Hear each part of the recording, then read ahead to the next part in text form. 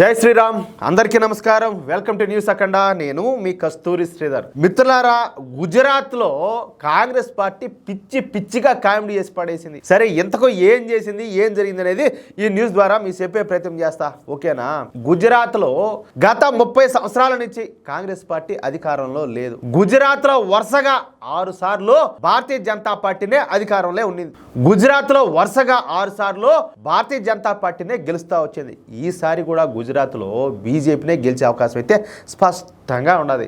అయితే ఇక్కడ మరొక విషయం ఏంటంటే, గుజరాత్ అనేది బీజేపీకి ఎంత బలమో ఈ గుజరాత్ అనేది బీజేపీకు అంతే బలహీనత కూడా. ఈ మాట నేను ఎందుకంటున్నానంటే, గుజరాత్ అంటే బీజేపీ, బీజేపీ అంటే గుజరాత్ అని చెప్పేసి ప్రపంచం అంతా కూడా తెలుసు. పైగా ప్రధాని నరేంద్ర మోడీ గారు, హోంశాఖ మంత్రి అమిత్ షా గారు ఇద్దరు కూడా ఈ గుజరాత్ నుంచి వచ్చిన వాళ్ళే. దీంతో గుజరాత్ అంటే బీజేపీ అనేలా పరిస్థితులు అయితే మారిపోయినాయి. అసలు చెప్తున్నాం కదా, ఇన్నిసార్లు ఏడైనా ఏ రాష్ట్రాలైనా కూడా గెలుచున్నది బీజేపీ, ఒక్క గుజరాత్లో తెప్తే. ఎందుకంటే భారతీయ జనతా పార్టీ గుజరాత్కు కంచుకోట ఆ మాదిరిగా. ఎందుకంటే అక్కడ జాతీయవాదులు, ఈ హిందుత్వవాదులు అందరూ కూడా చాలా ఎక్కువగా ఉంటారు. అందులోనూ బాగా అప్డేటెడ్గా ఉంటారన్నమాట. అంటే గుజరాత్లో కనుక ఒకవేళ బీజేపీ ఓడిపోయినట్లయితే ఇక ఆటోమేటిక్గా బీజేపీ వీక్ అయిపోయినట్టే అర్థం. అందుకే ఎలాగైనా సరే బీజేపీను గుజరాత్లో ఓడించాలని చెప్పేసి మా 56 ఏళ్ల యువనేత అయినటువంటి రాహుల్ గాంధీ, అదేవిధంగా కాంగ్రెస్ పార్టీలు గట్టి పట్టుదలతో ఉన్నాయి. మా ఓళ్ళు పట్టుదల పట్టారంటే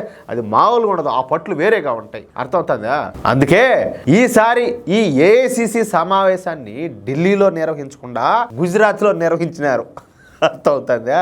తద్వారా గుజరాత్లోని ఈ కాంగ్రెస్ శ్రేణుల్లో ఉత్సాహం నింపొచ్చు అనేది కాంగ్రెస్ పార్టీ యొక్క ఆలోచన. పైగా ఈ మధ్య కాలంలో పార్లమెంట్లో మన రాహుల్ గాంధీ గారు మాట్లాడతా, కావాలంటే మీరు రాసి పెట్టుకోండి, ఏమే మామూలుగా ఉండదు మాతో శబ్దాలంటే, ఈసారి గుజరాత్లో కాంగ్రెస్ పార్టీ గెలిచి తీరుతుంది, మేము గుజరాత్లో బీజేపీని ఓడించి తీరుతాము, కాంగ్రెస్ పార్టీ ప్రభుత్వాన్ని ఏర్పాటు చేస్తామని చెప్పేసి ఒక మంగమ్మ శబ్దం లాగా మా యువనేత శబ్దం చేసి అవతల పడేసినాడు. మామూలుగా కాదు.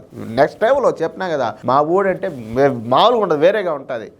కాబట్టి ఈసారి గుజరాత్ పైన కాంగ్రెస్ పార్టీ పట్టు బిగించాలని చెప్పి చూస్తుంది. ఏమే ఈ క్రమంలోనే గుజరాత్లో ఏఐసిసి సమావేశాన్ని అయితే నిర్వహించారు. ఇకపోతే ఈ సమావేశంలో కాంగ్రెస్ పార్టీ న్యాయపదాన్ని తీర్మానాన్ని ఒకదాన్ని ప్రవేశపెట్టింది. ఆ తీర్మానంలో ఏమేమి విషయాలు పొందుపరిచారో ఇప్పుడు మీకు చెప్పే ప్రయత్నం చేస్తా. వాటిలో ఎంత మాత్రం వాస్తవాలు ఉన్నాయి మీరు కూడా కొంచెం గమనించండి, ఓకేనా? ఆ తీర్మానంలో ఏమని ఉన్నదంటే, కాంగ్రెస్ పార్టీ జాతీయవాద పార్టీ అయితే భారతీయ జనతా పార్టీ విభజన రాజకీయాలు చేసే పార్టీ అంట. నిజమే. ఎందుకంటే భారతదేశాన్ని రెండుగా చీల్చింది భారతీయ జనతా పార్టీనే, ఖలిస్తాన్ అనే ఒక ఉద్యమాన్ని పుట్టించింది కూడా భారతీయ జనతా పార్టీనే. తెలుసు కదా అందరికీ ఎవరు విభజన రాజకీయాలు చేసిందని చెప్పేసి. ఇప్పుడు మళ్ళీ కొత్తగా కులగణన అనే దాన్ని ఉదాహరణ తీసుకొచ్చారు కదా, ఆ కులగణన పేరుతో ఏది హిందువులందరినీ కూడా చేల్చాలనుకుంటుంది కూడా భారతీయ జనతా పార్టీ. అర్థమవుతుంది నేను మీకు చెప్పేదే కాదియా? ఎవరు విభజన రాజకీయాలు చేస్తుంది, ఎవరిది విభజన రాజకీయాలు చేసే పార్టీ అంటాలే. అదేవిధంగా వీళ్ళు మాట్లాడతా, దేశంలో మోడీ ప్రభుత్వం వచ్చిన దగ్గర నుంచి అంట దేశంలో ఆర్థిక అసమానతలు పెరిగిపోతున్నాయంట. అసలు ఇంతకుముందు అభివృద్ధి అనేది ఎక్కడ చచ్చునింది? ఏడునిది కాబట్టి అంటాలే ఆర్థిక అసమానతలు ఏర్పడడానికి కాదు. ఇంతకుముందు ఏడన్నా ఎయిర్పోర్ట్, ఎన్ని ఎయిర్పోర్ట్లు ఉన్నాయి చెప్పండి? ఇప్పుడు రాష్ట్రానికి ఎన్ని ఎయిర్పోర్ట్లు ఉన్నాయా? అసలు రోడ్ల సంగతి చూస్తే గతంలో రోడ్లకి ఇప్పుడు రోడ్లకి, గతంలో వైద్య సౌకర్యాలకు ఇప్పుడు వైద్య సౌకర్యాలక, గతంలో ఎడ్యుకేషన్ సిస్టమ్కు ఇప్పుడు ఎడ్యుకేషన్ సిస్టమ్గా ఎన్ని మార్పులు? ఒకటా రెండా? అసలు పంచాయతీల్లోనే ఎంత డెవలప్మెంట్ కనిపిస్తుంది. వీధి రేట్లు కానించి, సీసీ రోడ్లు కానించి, అలాగే పంచాయతీల్లో ఈ 104, 108 ద్వారా ఈ వైద్య సౌకర్యాలు కావచ్చు, ఎన్నియా స్వామి, గ్రామీణ స్థాయి నుంచే అసలు ఎంత డెవలప్మెంట్ జరిగింది, ఎంత డెవలప్మెంట్ జరుగుతుంది అర్థమవుతుందా? రైతులకి ఎన్ని ప్రయోజనాలు జరుగుతున్నాయి, విద్యార్థులకి ఎన్ని ప్రయోజనాలు జరుగుతున్నాయి, కార్మికులకు, కర్షకులకు, ప్రతి ఒక్కరికి కూడా ఎన్ని ప్రయోజనాలు జరుగుతున్నాయి. ఏం మాట్లాడతారు అసలు అర్థమవుతుందా? దేశంలో మునిపెన్నడూ లేని విధంగా నిరుద్యోగం అంట ప్రబలిపోతుందంట. అవును, ముందంతా సాఫ్ట్వేర్ ఉద్యోగాలు కదా కాంగ్రెస్ పార్టీ ఉన్నప్పుడు, సంఘంలో బ్యాగులు పెట్టుకుని అంతా అదే పనిగా పోతా ఉన్నారు కంపెనీలకు. ఏడబట్టే కంపెనీలే, ఊర్లోనూ కంపెనీలే, అన్ని కంపెనీలే. వీళ్ళు తెచ్చిన ఉద్యోగాలు అన్ని ఇన్ని కాదు. భారత్లో నిరుద్యోగం తగ్గుముఖం పడుతుందని చెప్పేసి స్వయంగా ఐక్యరాజ్య సమితి లెక్కలతో సహా వివరాలు వెల్లడించింది. అర్థమవుతుందా? అప్పట్లో మనం ఈ విషయాన్ని మన న్యూస్ అఖండ ద్వారా ఫేస్బుక్, ట్విట్టర్, ఇన్స్టాగ్రామ్ అన్నింటిలో కూడా పోస్ట్ చేసినాం. అప్పుడు ఆర్టికల్స్ రూపంలో ఇస్తా ఉన్నాం. అప్పుడు ఇవంతా కూడా పోస్ట్ చేసినాం. వీళ్ళు చెప్పడం, కాంగ్రెస్ పార్టీ వాళ్ళు చెప్పడం నిరుద్యోగం పెరిగిపోతుందంట. ఏం మాట్లాడతారు అసలు? ఇంకా ఈ కాంగ్రెస్ పార్టీ తీర్మానంలో మాట్లాడతా దేశంలో క్రిస్టియన్ల పైన ముస్లింల పైన దాడులు పెరిగిపోతున్నాయి, దీనికి అంతటి కూడా కారణం బీజేపీ ప్రభుత్వమే, క్రైస్తవుల పైన ముస్లింల పైన దాడులను కేంద్ర ప్రభుత్వం ప్రోత్సహిస్తుంది, ఆ రెండు వర్గాలు ప్రస్తుతం భయం నీడలో బ్రతుకుతున్నాయి, ఇది పాపం మాత్రమే కాదు నేరం కూడా అంట తీర్మానం అయితే విడుదల చేశారు. చెప్పాలంటే నాకే సిగ్గేస్తుంది. ఇప్పుడు నేను ఇంతకుముందు కొన్ని వందల సార్లు చెప్పిన, ఎక్కడ హిందువులు పండుగలు చేసుకుంటా ఉన్నా, ఎక్కడ ఉత్సవాలు ఊరేగింపులు శోభయాత్రలు యాడ చేసుకుంటా ఉన్నా కానీ హిందువులే బిక్కుమని చెప్పేసి భయపడతా భయం నీడలో బతకాల్సి వస్తుంది. ఎందుకంటే యాడ మిద్దెల మీద ఇళ్ల మీద రాళ్ళు పోసుకొని వచ్చి రాళ్ళ దాడులు చేస్తారో రా స్వామి, యాడొచ్చి కలబడతారోనో ఈ జిహాదీ గాళ్ళంతానో అని చెప్పేసి కాదు, ఎవరు భయం నీడలో బతుకుతుంది. ఇక్కడ ఇంకొక మాట చెప్పాలా, క్రైస్తవుల పేరు ఎత్తారు కదా, కేరళలో ఈ ఒగ్ బోర్డు విషయంలోనే మా ఆస్తులన్నీ కూడా లాక్కుంటున్నారు ఒగ్ బోర్డు పేరుతోనూ, మమ్మల్ని కాపాడయ్యా కుయ్యో మరో మహానుభావులారని చెప్పేసి ఇటు కాంగ్రెస్ పార్టీని ఇటు కమ్యూనిస్ట్ పార్టీని ఇద్దరిని దేవుడిస్తే వాళ్ళకి అడిపి భంగపడుకుంటే వాళ్ళ కాళ్ళ పడినా కూడా కనీసం కనికరించలా ఈ కాంగ్రెస్ పార్టీ కమ్యూనిస్ట్ పార్టీ. చివరికి భారతీయ జనతా పార్టీకి వస్తే ఒక మీకే కాదు దేశంలో ఎవరికి కూడా అన్యాయం జరగకుండా మేము మిమ్మల్ని అందరినీ కూడా కాపాడుతామని చెప్పేసి మాట ఇచ్చి భరోసా ఇచ్చి ఈ ఒగ్ బోర్డుకి సంబంధించి ఒక అమెండ్మెంట్ బిల్ అయితే చేపట్టారు. తెలిసిన మీక ఎవరేం మాట్లాడతారు అసలు? మాట్లాడేదానికి మన అర్హత ఉన్నది మనకు, మన పార్టీకి? ఒకసారి ఆలోచించండి. జనాలు ఇండైరెక్ట్ నవ్వుతారు యా స్వామి. ఇకపోతే స్వచ్ఛమైన ఒగ్ బోర్డు పైన నిందలు మోపి ఒగ్ బోర్డులో మార్పులు తీసుకురావడం నేరం మాత్రమే కాదు పాపం కూడా అని చెప్పి మాట్లాడినారు. ఇక్కడ ఒగ్ బోర్డు గురించి నేను మీకు ఒక చిన్న కథ ఒకటి చెప్దాం అనుకుంటా. సరే, దండుపాలెం పేరు మీరెదురు ఈనే ఉంటారు. ఆ దండుపాలెం అని చెప్పేసి ఒక పేరు ఒకటి తీసుకుందాం. ఆ దండుపాలెం దొంగల ముఠ ఏం చేసిందంటే, మేము దొంగతనాలకు పోతే వాళ్ళు లైట్లు వేసి పెడతారు, వాళ్ళు గట్టిగా బేగాలు వేసుకుంటారు, సీసీ కెమెరాలు పెట్టుకుంటారు, వాళ్ళు మేలుకొని ఉంటారు, లేకపోతే పక్కన రాడ్లు ఈ పాడు చెడ్డా మంచి వాళ్ళు ఆత్మరక్షణ కోసం ఏ ఒకటి ఆయుధాలు పెట్టుకుంటున్నారు, కాబట్టి తలుపులు తాళాలు తీసి పెట్టాలా, లైట్లు ఆపేయాలా, సీసీ కెమెరాలు గట్రా పెట్టకూడదు, ఆ నీరు పోయి ఎక్కడా కూడా పోలీస్ స్టేషన్ అనేవి ఉండకూడదు, మేము అత్యాచారాలు చేసినా హత్యలు చేసినా దోచుకునే వాళ్ళకి గిలగిలగా మంది కొట్టుకొని వాళ్ళు కేకలేసినా కూడా పట్టించుకునే నాదుడు ఉండకూడదు అని చెప్పేసి ఈ దండుపాలెం బ్యాచ్ కోర్టులకు ఎక్కితే ఎట్టుంటాదో, మా హక్కులను కాలు రాస్తానని చెప్పేసి వాళ్ళు నిరసనలో ర్యాలీలు ధర్నాలు చేస్తే ఎట్టుంటాదో సేమ్ టు సేమ్ ఈ ఒగ్ బోర్డుకు సంబంధించి ఇప్పుడు వీళ్ళు మాట్లాడే మాటలు కూడా అన్ని అట్టే ఉన్నాయి, కంప్లీట్ గా లత్కోరు మాటలే. అర్థం కాల మీక? ఇప్పుడు ఈ ఒగ్ బోర్డు పేరు చెప్పి ఏడబట్టినా కానీ ఈ ఆస్తులను వ్యవసాయ భూములు కావచ్చు, లేకపోతే స్థలాలు కావచ్చు, లేకపోతే బిల్డింగులు కావచ్చు, ఏవైనా దేవాలయాలు ప్రతి ఒక్కటి అన్ని దోచుకుంటా ఉంటే అసలు నీకు ఏముండదు రా స్వామి, నువ్వు అడగడానికి తీసుకోవడానికి నీకేమున్నది? ఏమంటే మా హక్కు ఉన్నదంట. అసలు ఏం హక్కు నీకు?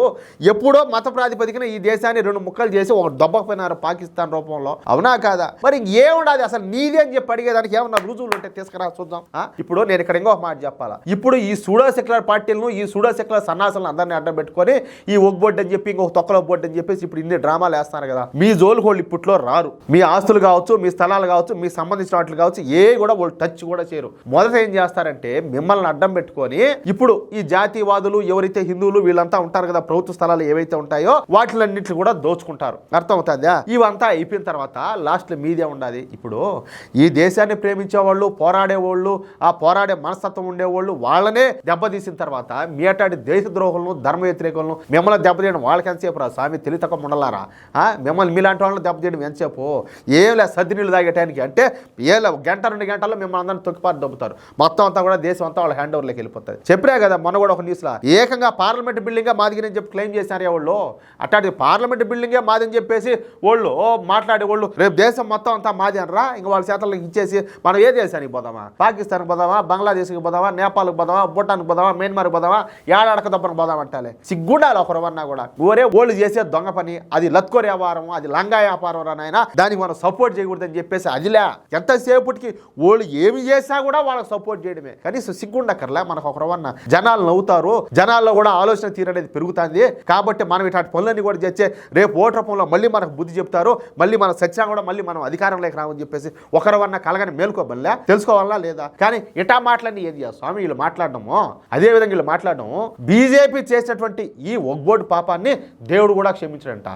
ఏ దేవుడు క్షమించాడు? ఎవరిని క్షమించాడు? ఎవరు మంచి చేశారు, ఎవరు చెడు చేశారు? ఇక్కడ ఒగ్ బోర్డు విషయంలో మోడీ ప్రభుత్వం క్షమించరాని నేరం చేసింది.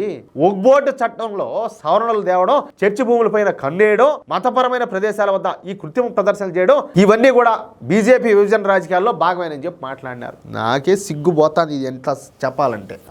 ఇక్కడ మీకు అర్థమయ్యేటట్టు ఒక చిన్న మాట చెప్తా. కృత్రిమ ప్రదర్శనలు అంటే ఇప్పుడు మన రాముల వారి శోభయాత్రను, హనుమాన్ యాత్ర, వీరశివ శివాజీ యాత్ర వంటి వాటిని ఈ కృత్రిమ ప్రదర్శనలుగా కాంగ్రెస్ పార్టీ అయితే పేర్కొంటుంది. అంటే హిందువులు ఇంకేమి ఊరేగింపులు, ఉత్సవాలు, శోభయాత్రలు ఏమి చేసుకోకూడదు వీళ్ళ దృష్టిలో, గమ్మున ఉండాలా. ఎందుకంటే మొన్న కూడా రాయచోట్ల జరిగింది కదా ఒక ఇన్సిడెంట్.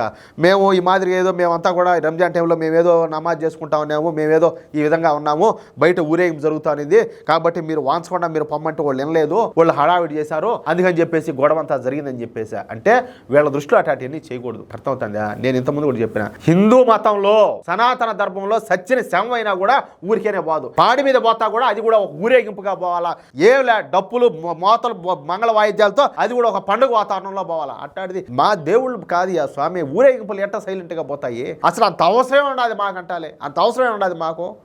మేము పోయి పాకిస్తాన్లో పోతాం, మేమేమన్నా పోయి, లేకపోతే భారతదేశంలో పోతున్నామా? భారతదేశంలో మెజార్టీ ప్రజలు ఎవరు, హిందువులా లేకపోతే ఇంకొకరా? ఇక్కడ హిందువులు మెజార్టీ ప్రజలుగా ఉన్నటువంటి ఈ దేశంలోనే హిందువులకు హక్కు లేదంటే ఇంక యాడికి పోవాలి హిందువులు? కాదు అన్ని మూసుకొని అడిగి మడిగి అని మూసుకొని బతకాలా, బేగాలు వేసుకొని? ఏం మాట్లాడుతున్నారు యా స్వామి?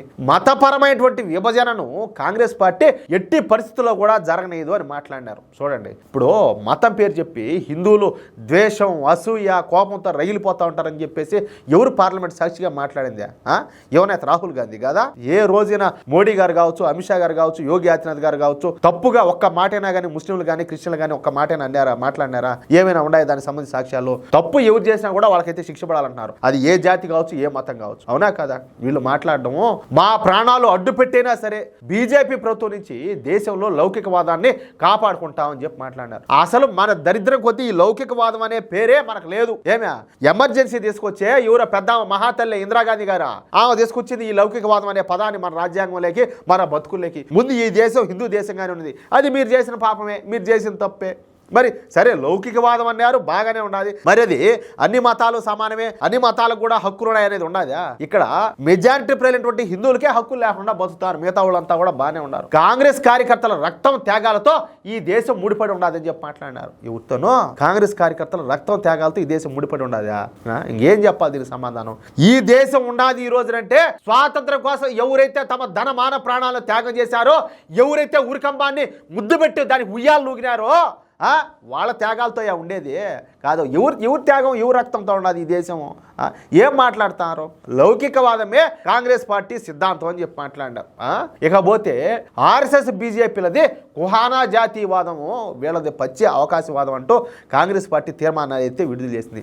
దీనికి సమాధానం దేశ ప్రజలందరికీ కూడా తెలుసు. అందుకే ఇప్పుడు ఈ దేశంలో అధికారంలో ఎవరున్నారు, ప్రతిపక్షంలో ఎవరున్నారు అనేది ఇంతకు మించి నేను చెప్పాల్సిన అవసరం లేదు. అంతేకాకుండా గుజరాత్ రాష్ట్రంలో తిరిగి కాంగ్రెస్ పార్టీను అధికారంలో తీసుకురావాలని చెప్పేసి సంకల్పిస్తా గుజరాత్కు కాంగ్రెస్ అవసరం ఉండదని చెప్పేసి మరొక తీర్మానాన్ని కూడా కాంగ్రెస్ పార్టీ అయితే విడుదల చేసింది. అలాగే నూతన గుజరాత్, నూతన కాంగ్రెస్ అనే కొత్త నినాదాన్ని కూడా ఈ సభలో అయితే ఆమోదించారు. గుజరాత్లో తాము అధికారంలోకి వస్తే అక్కడ కూడా కులగణం చేస్తారంట. అంటే వాడేదో హిందువులంతా కూడా యూనిటీగా ఉన్నారు, ఐకమత్యంగా ఉన్నారని చెప్పి వాళ్ళ మీద కూడా కనబడింది. కాబట్టి అక్కడ కూడా కులగణం చేస్తాము, సామాజిక న్యాయం చేస్తామంటూ ఈ కాంగ్రెస్ పార్టీ ఎప్పుడు పాడినట్టు ఈ పాత పార్టీ పడింది. ఈ కాంగ్రెస్ పార్టీ తీర్మానం తర్వాత గుజరాత్ బీజేపీ శాఖ స్పందిస్తా మేము గుజరాత్లో కులగణన చేయమంట వాళ్ళైతే కొండ బద్దలు కొట్టేశారు. ఇది విషయం అయితే టోటల్గా చెప్పబోతే ఇంకా దీని గురించి చాలానే ఉండాలి. ఇప్పటికే చాలా టైం అయిపోయింది కాబట్టి ఈ న్యూస్ ఇంతటితో ఆపుదాము. ఇంకేదైనా నెక్స్ట్ న్యూస్లో ఏదైనా ఇంకొంత సమాచారం చెప్పే ప్రయత్నం చేస్తా. మిత్రులారా, ఈ న్యూస్ కనుక మీకు నచ్చినట్లయితే, అదే విధంగా నా మాటలతో మీరు ఏకీభవిస్తే తప్పనిసరిగా ఈ న్యూస్ నలుగురికి షేర్ చేయండి. అలాగే ప్రతి ఒక్కరు కూడా మీ యొక్క అమూల్యమైన అభిప్రాయాలను తప్పనిసరిగా కామెంట్ రూపంలో తెలియజేయండి. అలాగే ఇంతవరకు మీరు కనుక మన ఛానల్ సబ్స్క్రైబ్ చేసుకున్నట్లయితే ప్రతి ఒక్కరు కూడా మన ఛానల్ సబ్స్క్రైబ్ చేసుకోండి, సపోర్ట్ చేయండి ప్లీజ్. జై శ్రీరామ్.